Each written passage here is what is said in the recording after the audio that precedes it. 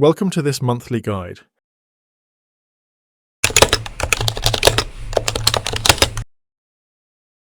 This month you will learn how to automatically generate subtitles in the Clipchamp tool. We are now in Clipchamp. You can access this tool by searching for the Clipchamp app on your Microsoft 365 dashboard. We have already created a project in a previous step. To get information on how to create subtitles, we will now use the Quick Access tool.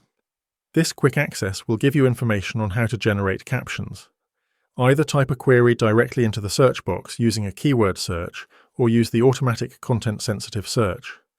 Open the guide to find out what you need to do. We can skip to step 10 as we have already created the project.